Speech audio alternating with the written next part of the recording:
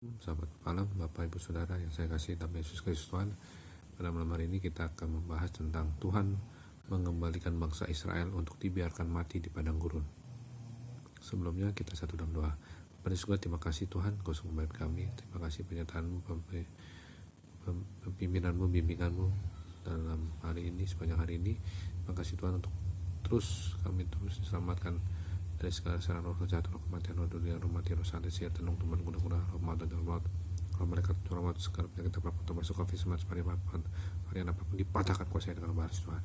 Bimbing kami dengan kuasa-Mu pada renungan pada malam hari ini, berapa Tuhan mudah sesuai dengan nama Tuhan Yesus kami berdoa. Amin.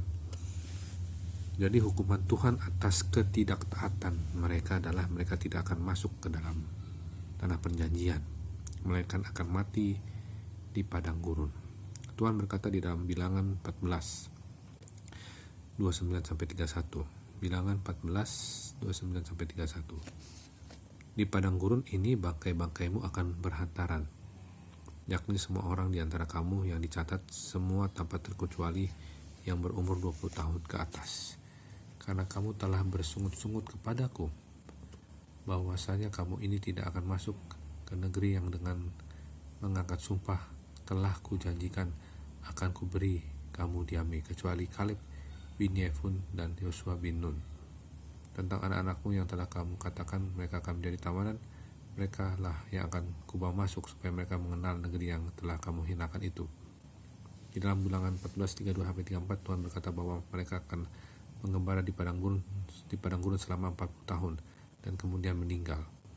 Tapi mengenai kamu, bangkai-bangkaimu akan berhantaran di padang gurun ini, dan anak-anakmu akan mengembara sebagai pengembala di padang gurun 40 tahun lamanya, dan akan menanggung akibat ketidaksetiaan sampai bangkai-bangkaimu habis di padang gurun, sesuai dengan jumlah hari yang kamu mengintai negeri itu, yakni 40 hari. 1 hari dihitung 1 tahun. Jadi 40 tahun lamanya kamu harus menanggung akibat kesalahanmu, supaya kamu tahu rasanya jika aku berbalik daripadamu.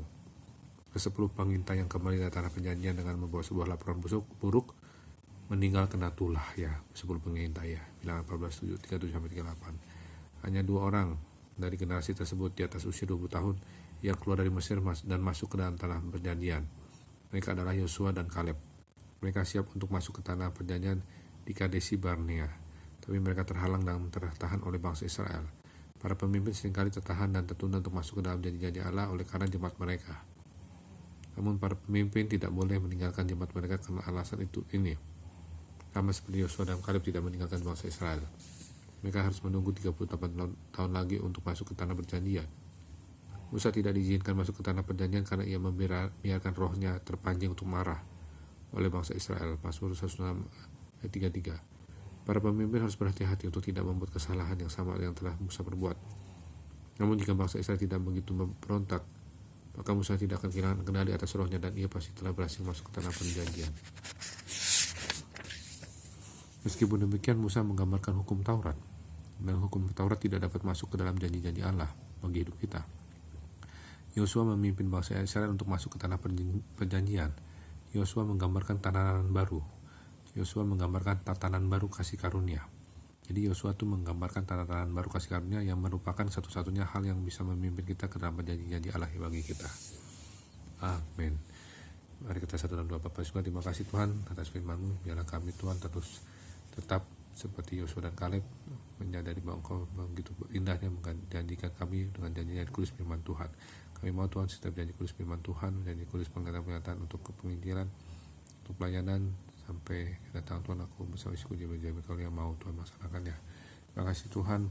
Kami berdoa Tuhan juga anak-anak Tuhan yang menyaksikan program ini, mereka juga berjanji Tuhan untuk Kau lakukan janji kudus-Mu supaya mereka juga mendapatkan pelayanan sampai kedatangan Tuhan.